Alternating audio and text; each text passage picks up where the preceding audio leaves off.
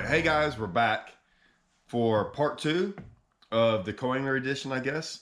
If this is the first time watching this video, I did one yesterday, so go check this out.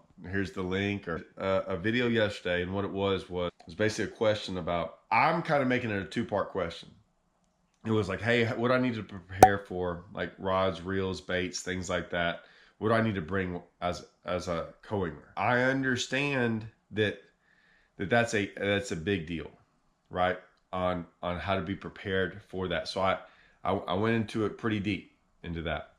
This is going to be the other side about how to think about it, like your mindset as going into a Coinger event. And I've only fished, to be honest with you, one Coinger event in my life. Okay, I was 16 years old. I fished it. I'll never forget it. Day one was great. Day two was horrible. What I mean by that, none of that had to do with actual me catching fish. It was, he's a buddy of mine now. Like I talked to him, Randy Melinder. I drew him on Livingston. The guy knew what he was going to do. I knew what I was going to do. It worked out phenomenal, right? Day two was an absolute disaster. Guy had no idea about the lake, what to do, how to fish, anything. I tried to help him because it was my home lake. Like I tried to take him places. It was an absolute cluster on the whole day. And I was like, I can do this on the boater side, so I don't need to do this on the Coinger side. Like I knew I needed to be on the other side, and I knew that right away. I never fished another Coinger event. And not saying I could go fish one with a boater. I just was like, man, I don't want to waste my time on the Coinger side. It's a lot when I'm going to talk about Coingers. Not every experience is like that, but I'm sure anyone that's fished a long time as a Coinger, y'all have horrible stories about guys with boaters. Vice versa. I understand both sides of it. I honestly think Coingers get more.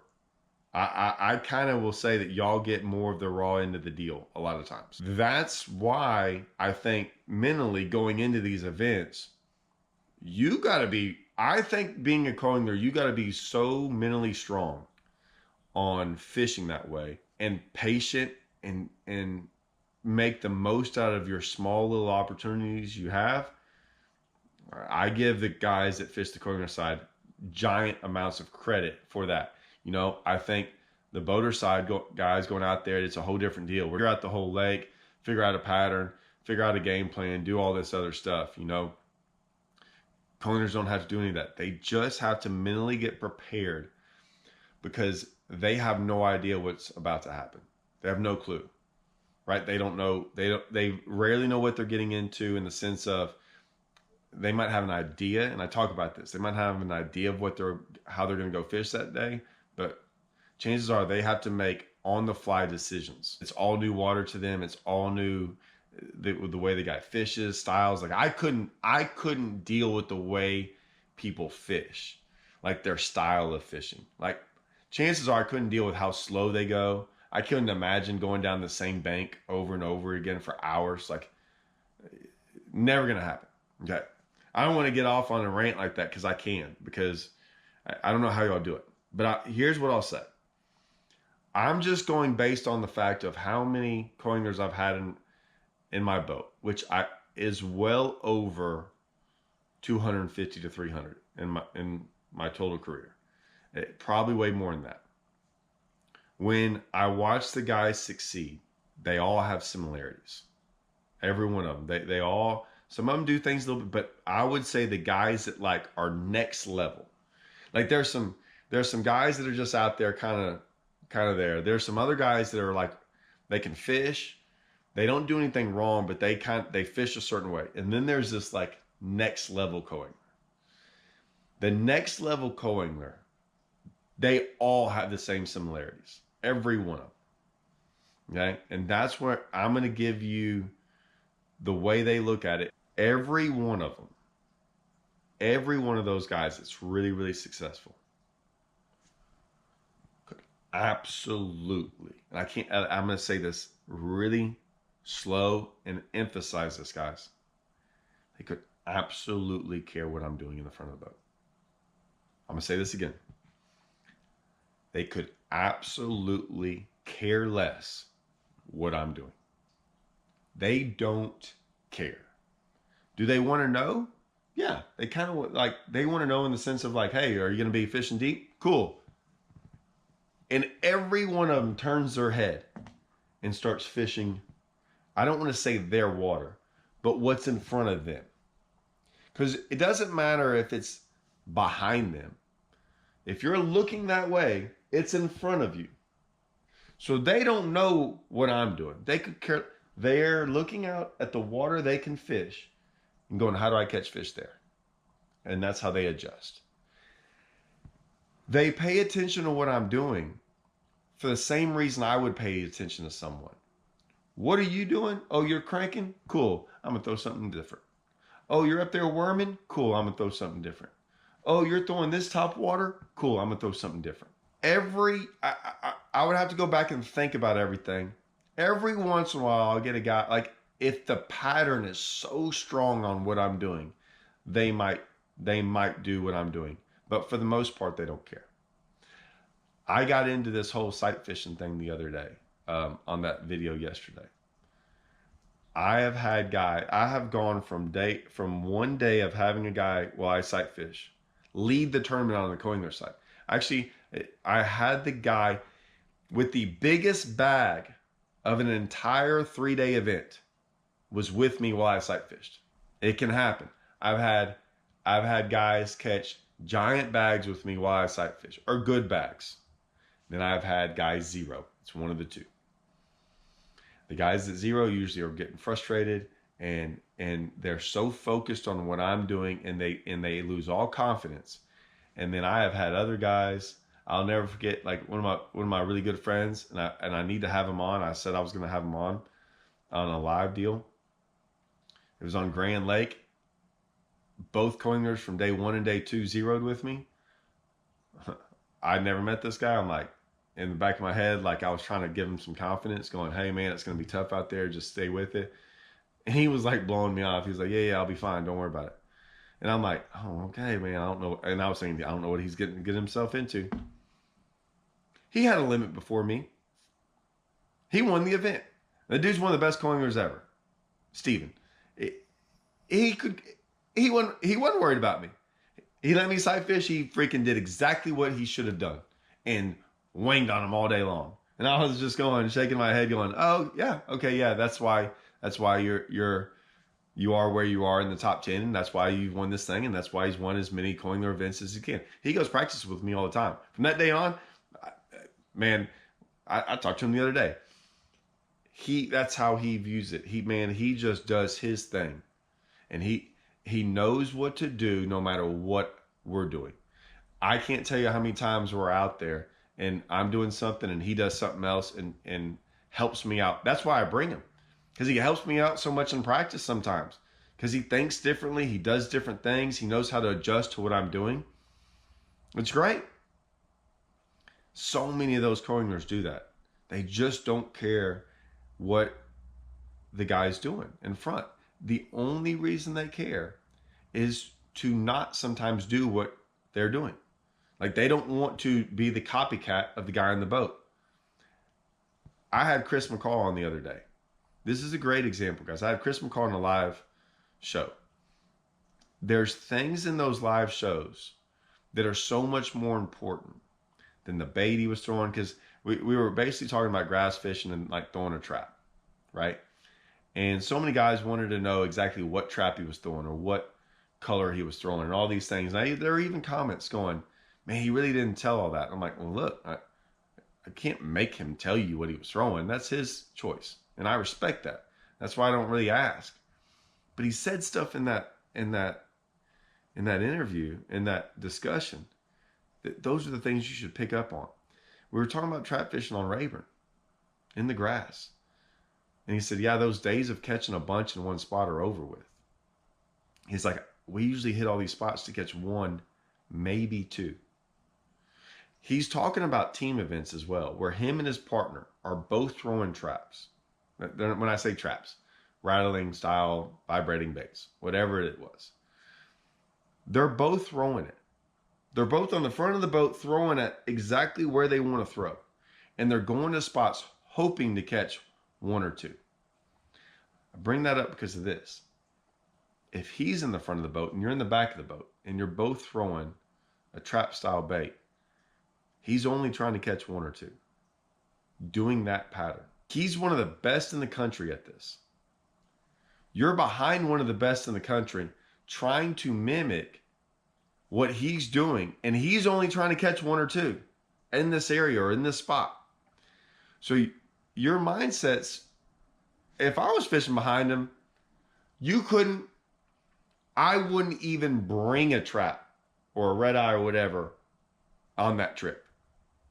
If I was trying to catch fish behind him, I would not bring one behind him and throw it behind him. I'll throw thunder cricket, spinnerbait, hybrid hunter. I am not throwing what he's throwing because he's one of the best there is at the country, and he's only trying to catch one or two. I'm going to throw something totally different.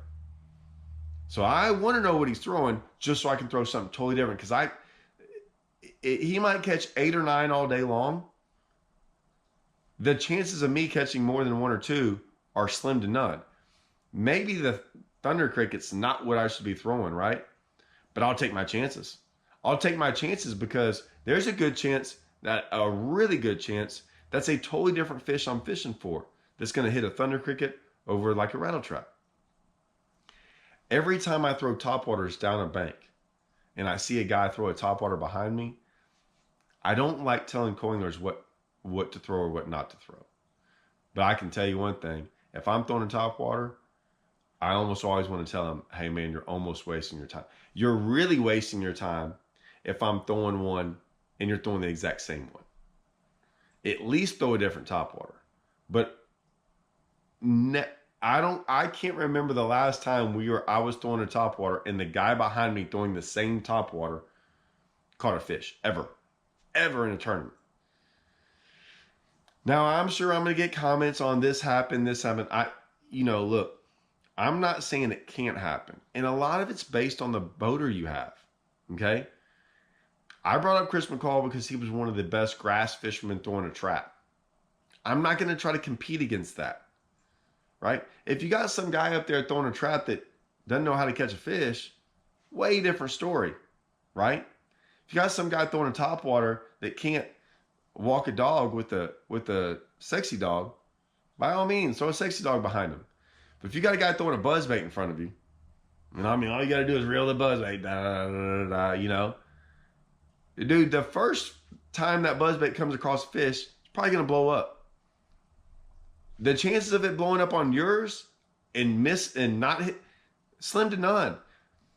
So I'm not saying it can't happen. I'm just saying, man, you're trying to put the odds in your favor. And the odds in your favor are usually doing something different than him. Okay? Now, dragging a worm, I mentioned bringing out a Carolina rig and stuff. The reason I bring that stuff up is when you're shallow water fishing, you only have you're in shallow water, right? The water column's smaller. The fish are going to be easier to hit that water column where they are. They're not going to be suspended or too much on the bottom. And it's more target casting looking. You can kind of see where you might get a bite a lot of times. Out there deep, listen, I don't care how good you are. I don't care, 360, live scope, whatever you have. You can't cover your 360 degrees around you on bottom. Okay? So if I throw my Carolina rig as far as I possibly can, it doesn't matter if I even throw on a fish. There's a good chance that while I'm dragging that bait back to the boat, a fish from 50 yards is swimming over there and swims in contact with my bait that was never on live scope or 360 or whatever. And I don't care, 360 live scope, it doesn't show everything. So that's why I brought up throwing baits like that, because you can cover a lot of water on the bottom out there in 20 foot of water. It's a lot easier. You got a better chance, right? So there, it's not so much about what the guy's doing in front. It's more or less covering water in an efficient manner. that's the way. I'm telling you, you have to look at that coing lure in the back of the boat, and you've got to look at it sometimes. And some of the really good ones, like you might be fishing a boat dock. I remember on Table Rock, or no, Lake of the Ozarks, I was fishing boat docks, and my guy never threw at a boat dock. Never threw at one. He was a local. Like, I learned something from him. And all he did was throw a Carolina rig and a jig out in front of the boat docks. He's like, hey man, can I throw like way out here? And it might be in front of you, but it's out here. And I'm like, oh. I'm sitting here to myself going, yeah, you're not going to throw it at any boat docks? Cool with me. And he sat out there and threw out there in front of, like, so the boat dock would be here, and he'd throw directly out in front of one. And so I'm out there fishing docks. He never got in my way. Caught him.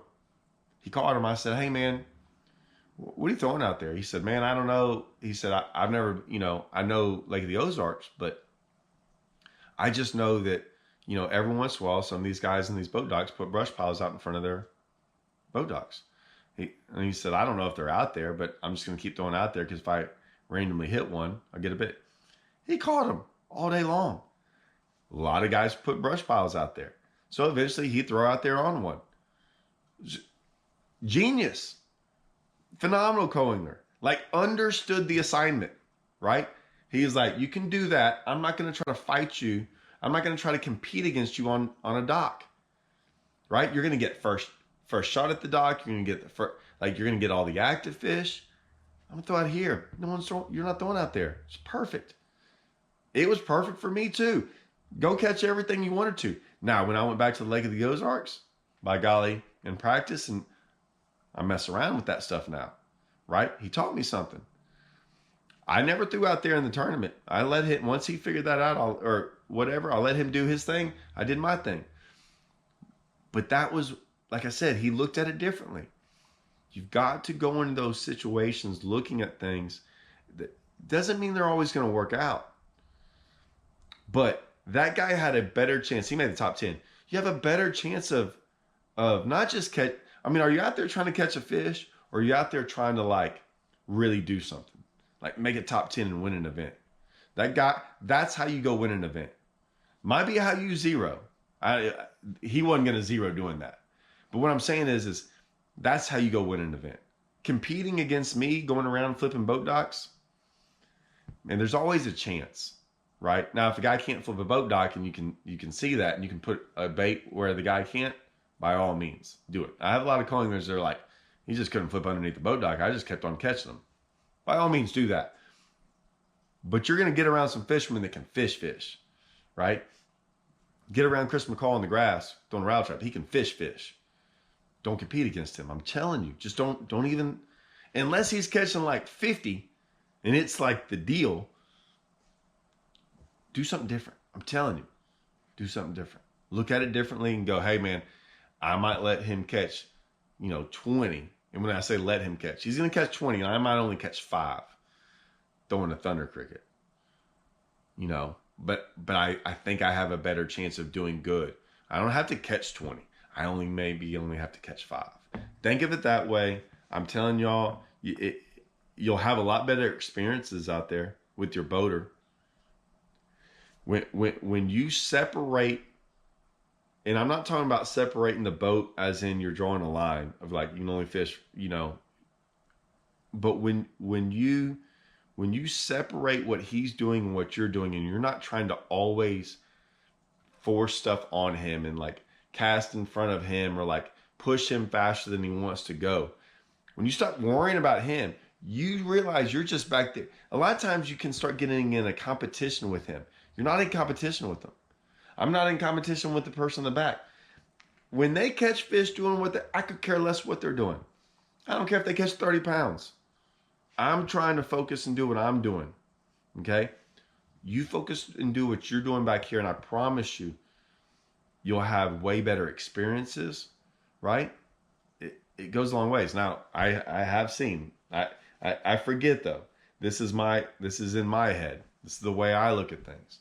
I mean, I've heard the stories of a co-angler going, guy pulling up to a brush top, and the co-angler throws in the back of the boat, and the guy's like, hey, don't throw back there. I got a brush pile back there. I want to fish, Nah, forget that guy. Forget that guy. If he wanted to fish that brush pile, he should have stopped on that brush pile, right? You can't pull up on a brush pile and you're throwing out the back of the boat and then him tell you not to throw back there. There's a brush pile back there. He should have fished that one first then, or whatever. I get it. You're gonna get some bad guys. Listen. I don't know what to tell you about that. I mean, I get it. There's bad guys on both sides of this. Okay. That one just try to make the best of it, but it sucks. There should probably be an entire video made about live scope in the back of the boat. Listen, this is the only advice I could tell you about this, or the only thing I could say. I don't even know if it's advice, because like, look, I've live scoped. I understand what it is, and there's times when, let's just say you're screwed. You kind of are a little bit. Okay, I'm not saying you can't catch a fish, but there's always times when you could be doing it. It's not the boater's fault. Look, you can get mad at the boater all you want to, and this might be a problem down the road. But like, if he's catching fish and it's the way to catch fish, it's hard to blame the guy for trying to do it. It is what it is. What I'll say is this. This is the only thing I'll say about the one thing to like look at live scoping the thing. As much as I can go live scope for hours and never see a fish. Chances are the guy live scoping is not going to go for hours. Hopefully he did his homework, right? And knows where fish are. When you live scope, when there's one, there's usually more. I bring that up in the sense of this. Rarely are there just single fish all over the entire lake. Like little dots everywhere. There's groups of fish, right?